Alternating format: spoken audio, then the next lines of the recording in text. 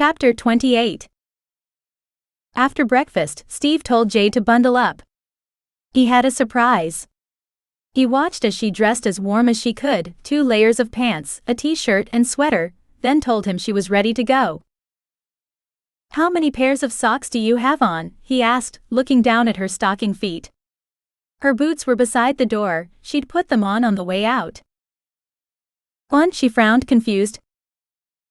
"Hang on." He disappeared into the bedroom and came back with a pair of bulky socks in one hand.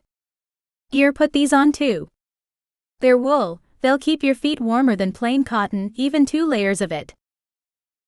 When she got the extra socks on, she stood. "Now what?"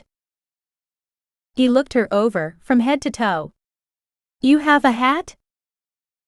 "Just the one on my jacket." He shook his head and rolled his eyes. "Come on." At the door he handed her a knit cap. "Here's one of mine, you'll need it." She pulled on the tight cap, then started on her boots. After she'd put on her jacket, she looked at Steve, who handed her a pair of insulated gloves. "You'll need these too." He adjusted her hat so it covered her ears, and rested low over her forehead. He checked her clothes once more. "Okay, let's go." He led her not onto the porch but through the house and out the back way. Not far from the back door sat a snowmobile. "You ready for a ride?" He turned and watched her reaction. She grinned, looked at the machine a moment, then back at him. "Hell yeah." "Put these on." He handed her a pair of goggles out of the pocket of his jacket and pulled a second pair over his own head. He swung one leg over the low machine and turned. "Climb on." He waited for her to settle behind him before starting the engine. "Hold on tight," he sent to her. After her arms tightened around his middle, he hit the accelerator and they took off. He steered the speeding machine down the lane that led to the barn, but when they reached the meadow, he made a quick turn.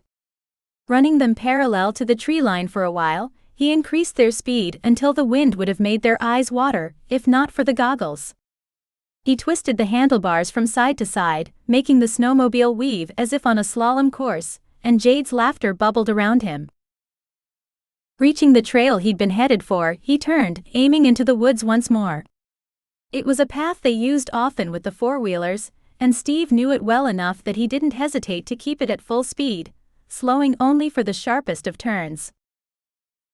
They rode for quite a while, twisting and turning around trees, testing the limits of the machine. Jade alternated between delighted laughter and clinging to Steve's back as they quickly made their way through the woods. The feel of her arms around his waist and the sound of her laugh made him hard. He wished he could stop and take her here, but not yet. Out here in the snow and cold was not how he wanted their first time together to be. He continued along the trail, knowing it would lead them back to the meadow where the main workings of the ranch sat. "Are you warm enough?" he asked. "My face is cold, otherwise I'm fine." "Are you having fun?" "This is great," she squeezed his middle, punctuating her words. "We're almost back to the barn. You want to go back to my place, or up to the main house?" "The main house would be good. I want to check on Rebecca. See how she's feeling today. We can do something about lunch there too." "Sounds good to me." He gunned the engine again, and they shot down the trail.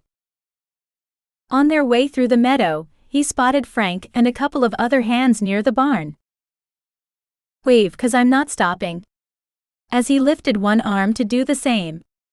Her laughter echoed in his ears when she caught sight of the shocked look on a couple of the hands' faces. He knew he'd catch hell later over speeding through without stopping, but he didn't care. Her laughter was worth it. That night when Steve woke alone again, he didn't bother searching the house.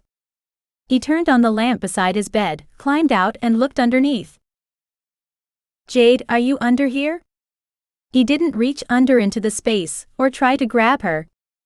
If something had scared her badly enough to make her shift and find a small place to hide, he didn't want to scare her more by suddenly touching her or grabbing her. "Jade," he heard her shuffle. Come on out, baby. Her golden eyes opened, and he gave her room to crawl out. Come on, baby, on the bed. He didn't wait for her to shift, but invited her up in her cat form. Lie down with me. He waited while she curled up on top of the bed, then lay down beside her, wrapping his arm around the mound of her body, and waited. After several minutes, she shifted and turned her human body into his, burrowing against him, as if he were her only hope at survival. He held on, letting her reassure herself in her own way. Talk to me, baby. His voice was soft, he hoped calm. Tell me what's bothering you. Another nightmare. I figured as much. What are they about? She shook her head. Talking about it will help. I don't know if I can, her voice was hoarse. I've never told anyone. Steve swallowed. That wasn't good. Bottling whatever it was inside was only going to make it hurt more when she finally let it out. He had no doubt he would get it out of her, eventually. You can tell me. I'll help you. I don't know. He squeezed her against him. I do. Can you turn the light out first? He frowned. Are you sure? Things often seem worse in the dark. I'm sure. He turned out the lamp, then wrapped both arms around her and ran one hand up and down her back, hoping to keep her calm.